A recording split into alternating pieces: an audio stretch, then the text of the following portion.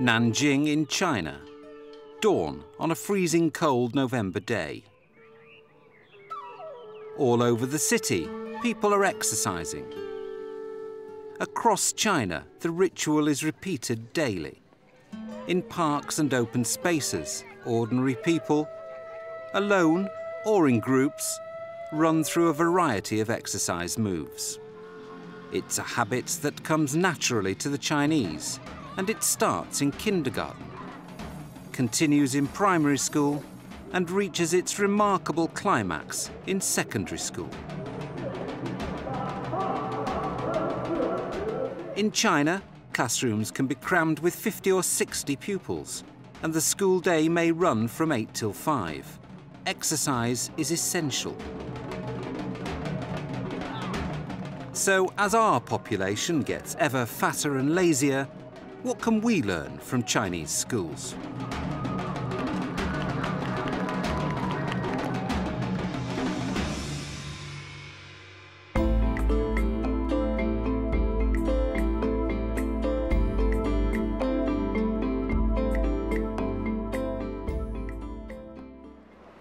It's the start of the school day for the 600 pupils at Nanjing No. 1 kindergarten.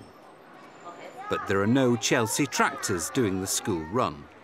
Children walk to nursery or hitch a ride on a bike. And from the moment they arrive, physical exercise is an important part of their day. I believe the most important thing for kids at this age, from 3 to 5, is to have a sound body. So that's why they should take physical exercise and have fun through physical exercises and games, so they can grow up with a sound mind and a healthy body.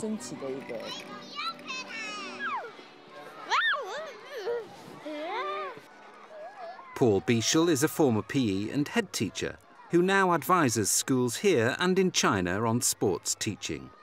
He works with the British Council to establish links between British and Chinese schools. As a regular visitor to China, he believes the UK could learn a few lessons about fitness and exercise. The Chinese really believe in the fact of healthy mind, healthy body, and they practice it almost from infancy to the grave. If you have a look throughout China, you'll see examples of it. It's just part of the culture.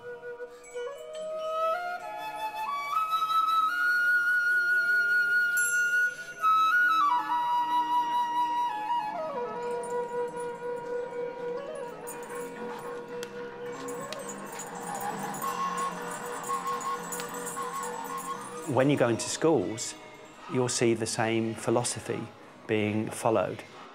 Here, playtime at the start of the school day involves a carefully constructed range of activities. What I noticed was that the children were not just being allowed to play any activities they liked, but the facilities, the equipment put there for them was specifically designed to build up their skills, their basic skills. So there were activities for their kicking, for their throwing, for their running, for their jumping, for their skipping, and really well thought out activities. Chinese schools combine mixed activity time like this with the more formal teaching of PE and sport which most countries have.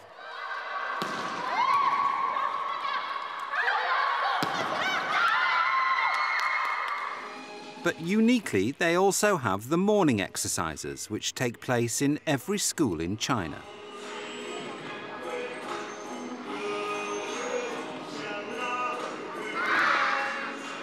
Millions of children do these drills for 15 minutes every morning.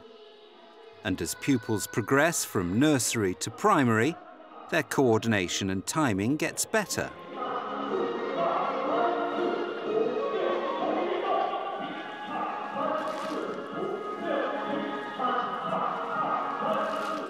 By the time they reach high school, it's an exercise carried out with astonishing precision, even when there are 4,500 students in the school. It brings all the students and the staff together into one school. It's also an opportunity for the whole school, all of the students, to perform on a regular basis, on a daily basis, an exercise programme which not only gets them all physically working together, but probably mentally in tune with each other in the fact that they're in school and they're there to work and so on. Although I had the idea before I came that much of it was morning drill, in fact, I saw examples of exercise which included all sorts of rhythmic exercise, and it did ensure that it stretched all the joints and used all the muscles and so on, and some of it was very enjoyable.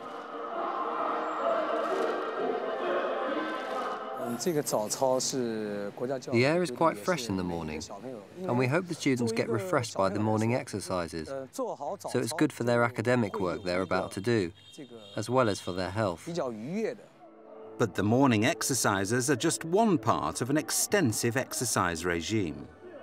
When you add in activity time and PE teaching, Chinese primary pupils do 2 hours exercise a day. In secondary school, it's 1 hour a day. Every day in the morning they have 30 minutes of morning exercises and 20 minutes interval when they play games. After lunch they take about 20 minutes walk around the garden, and later they'll have 30 minutes outdoor exercises.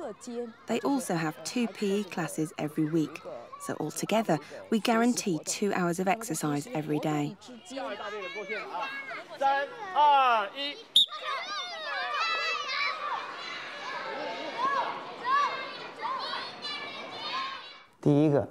We try to make sure each student can have 1 hour of outdoor activities daily.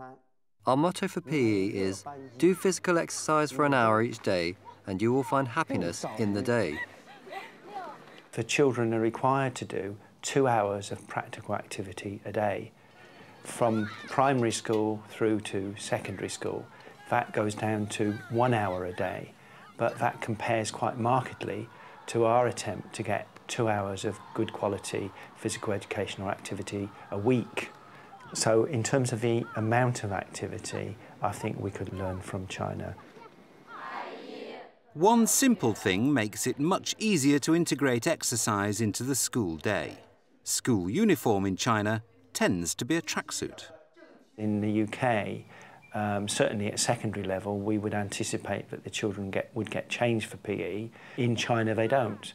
Now that's quite interesting from the point of view of the whole of their PE time is spent on the PE, whereas our lessons are spent, first of all, in children getting changed to get ready to take part in PE, and at the end of the lesson, getting changed back into their normal clothes.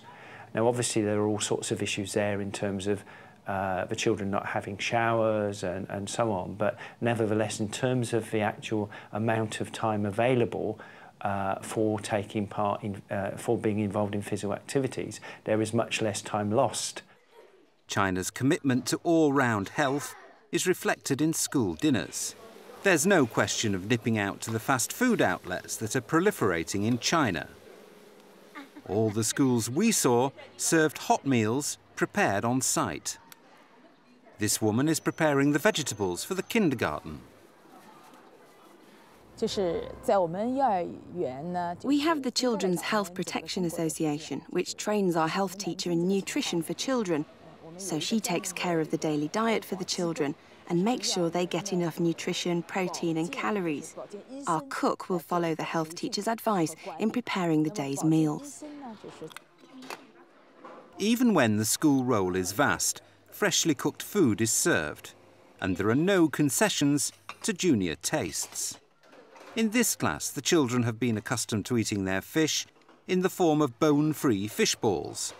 But at the age of 4, they're now being taught how to deal with the real thing, bones and all. There wasn't any choice in terms of food, but the food was balanced in terms of what was available to them, and the children ate it.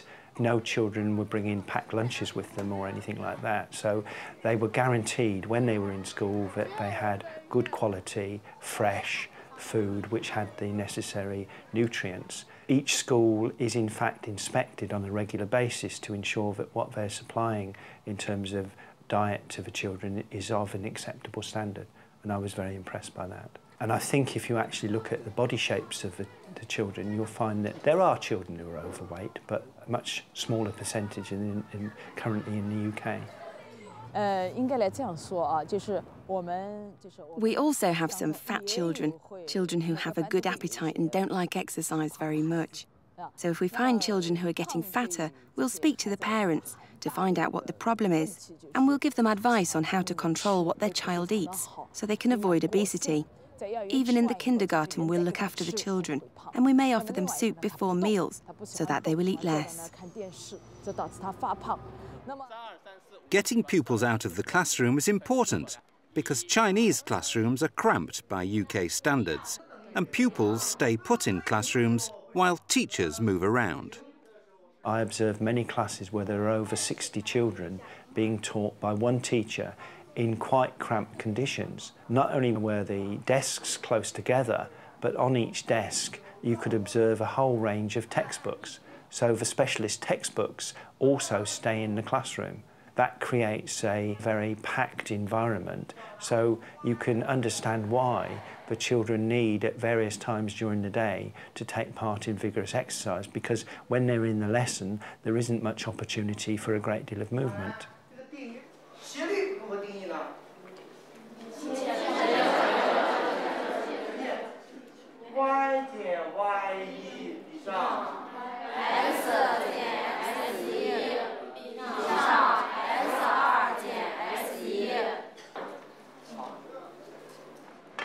The vast majority of Chinese couples still have only one child, and they have high expectations of academic success. School days are much longer than in the UK. Chinese parents are actually absolutely 100% determined that their child should do as well as possible in school. They see education as very, very important. They start school at 8 and for some children it goes on till 5 o'clock. They then get homework on top of that. Many of the children in secondary level also do extra lessons on Saturdays. So there's a great deal of academic work, so it is very important. And it's recognised that it's important that children take part in physical activity, a great deal of physical activity. I think there is also a change of attitude by parents. Now parents are more concerned about the health of their children, and a lot of parents talk about the body condition of their children. So the balance is changing from academic to PE. That's a trend in the school as well as the nation. The Chinese have made a determined attempt to build a strong and healthy population to contribute to national development. The whole thing is seen as much more than just physical fitness. I believe a sound body is the basis for morality as well as for intelligence of people. Without it, no matter how moral you are or how intelligent you are, you cannot contribute all you wish to our country. So I think PE is important throughout human life.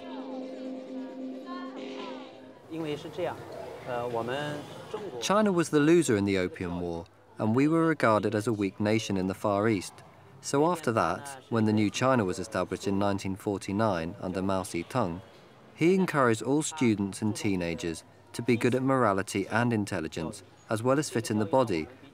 So they not only become a smart person, an intelligent person, but also a healthy person, a strong person.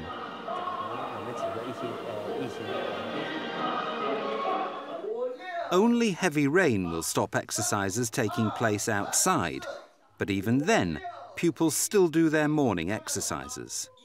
That's made more comfortable by the fact that their classrooms are not only unheated, but open to the elements. We do have heating in classrooms, but we're not supposed to use it too often.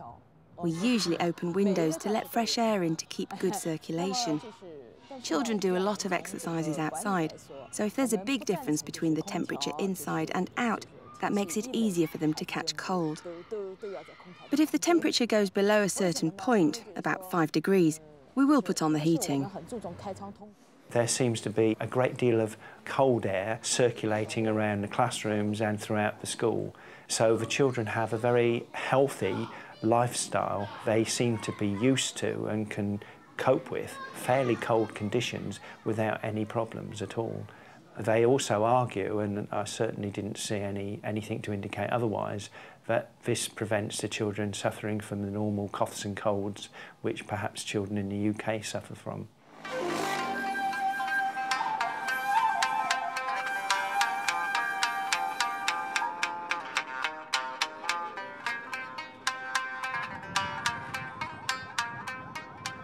If you travel 5 hours north of Nanjing to northern Jiangsu province, school pupils face harsh winters as well as summer temperatures of up to 40 degrees. Here, their exercise regime is based on wushu, a martial art. The PE teacher here believes practicing wushu gives pupils the stamina to withstand the rigours of the climate.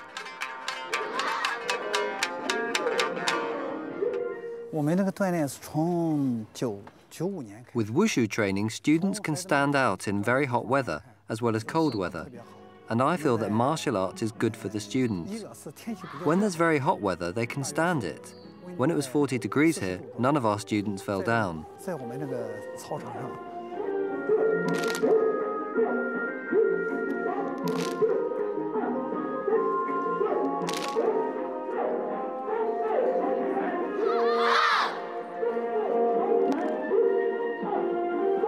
Wushu is both an exhibition and a martial art. It has many styles, of which Tai Chi is one. The school's adapted its morning exercise routine to wushu movements. They'd actually developed a morning exercise program which used all of the actions that were used in martial arts. So parts of the exercise worked on the hands and the wrist, others worked on the knees and all the various joints of the body. But the activities that were being performed were exactly the activities that are used in martial arts. The teachers also practice wushu and join in with the exercises. We all believe wushu is a good form of exercise, and all teachers in our school take Tai Chi as a good way to do exercise. So you can find not only PE teachers, but also academic teachers do Tai Chi very well. Wushu movements are very beautiful and keep your fitness so it can help them feel good about themselves.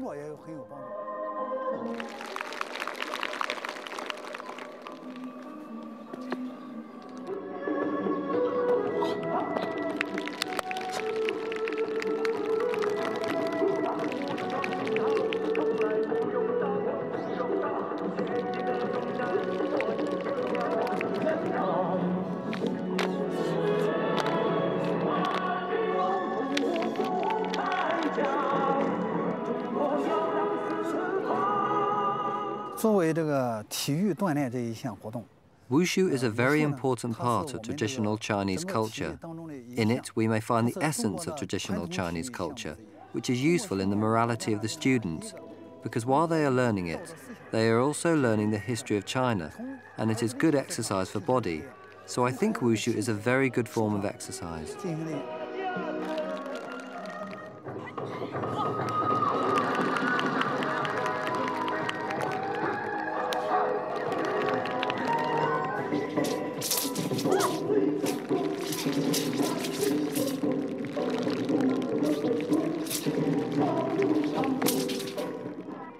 Another uniquely Chinese element of the school day is the eye exercises. Twice a day, music is piped into the classrooms, and every pupil begins this routine based on acupressure.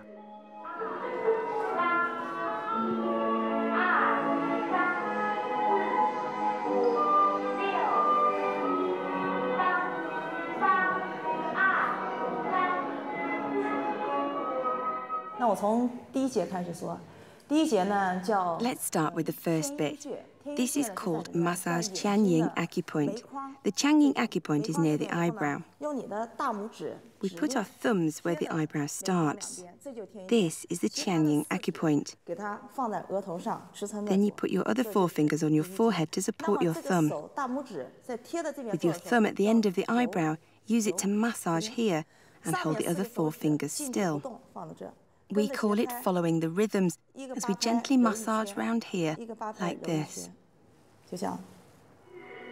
They say that one of the purposes is to, in fact, improve eyesight. It works on the muscles that work the eyes, and they also say that it cuts down on the children who need to wear glasses. Now, if you think of a population of 1,300 million, that could be a serious saving. Eye exercises have been done in Chinese schools for many years, but nobody knows who invented them. China is famous for traditional therapies, and we always put an emphasis on acupuncture. The National Education Bureau finds it effective to prevent short sight among the students, so they always encourage it in schools. Schools are now integrating traditional Chinese activities into exercise routines. These are seen as a way of engaging even less sporty children in physical exercise.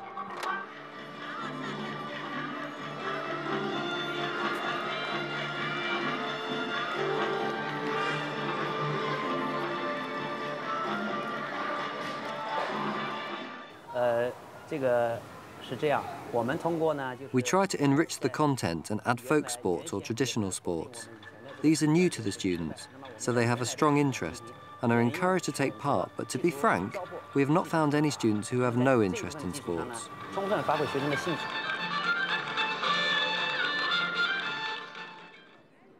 The problem of students dropping out of sports in their teenage years, common in the UK, is simply not one they recognise here. Everyone takes physical exercise for granted. It's definitely not a problem here, especially for girls. They like to have a slim body, and the boys need a sound body for their studies and for job hunting. So actually they ask for more PE classes, and our students can't wait to run out to the playground to join in exercises. Another thing is it can be quite costly if you get ill and go to hospital, so it can be expensive if you don't have a strong body. China's commitment to building a healthy population is shown by the fact that specialist PE teachers are on the staff of primary schools. This PE teacher was amazed to hear that British schools don't have the same. I can't imagine you don't have specialised PE teachers in primary schools, because I believe PE is a very important lesson, not only for the teacher. You should have a good knowledge of what you are going to teach. Only then can you teach well and tell students what you're going to do. If you don't receive training, you are not qualified to be a PE teacher. Take me. I used to be a sportsman, but then, when I studied, I also studied children's psychology to do the job well.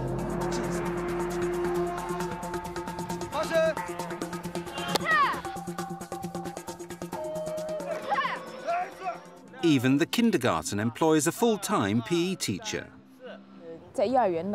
After he came to the school, he received training in how to teach PE to children of this age, so he can use that knowledge to construct PE classes specially for 3 to 6-year-olds. And he complements what we lack from non-professional teachers. He's able to oversee the timing and the intensity of PE classes for our children.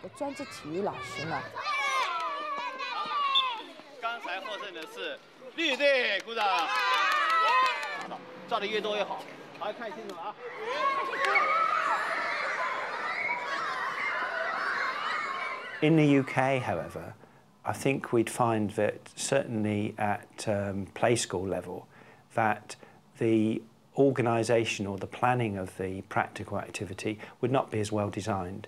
Obviously, in some kindergartens or nurseries, you would find some very good practice, but it's not part of a national curriculum in the same sort of way. So there isn't the same degree of planning, forethought and so on that's gone into it. At primary level, we have now specialist teachers who come into the schools. We have a primary link teacher based in the school, and the whole idea is to enhance the teaching of physical education in primary schools. However, what we haven't got in the UK are specialist primary school teachers in all schools teaching physical education.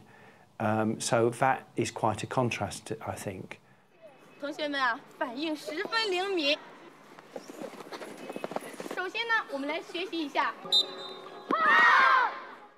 But Chinese PE teachers have to deal with classes far larger than in the UK. In this huge high school of 4,500 students, there may be 50 or 60 pupils in a PE lesson. The group teaching tends to be much more teacher-dominated and much more tightly controlled. I would think that it was very, very much more difficult for the Chinese teacher to be aware of the individual progress of every child within his group. It's just physically impossible for a teacher taking up to 60 children to have the same understanding of where their weaknesses are, where their strengths are, and therefore to give them individual support. I think it's almost an impossibility. It's also much harder to have different teaching styles. I think also in terms of creativity, I would imagine it would be much harder to ensure that this was taking place with such large teaching groups.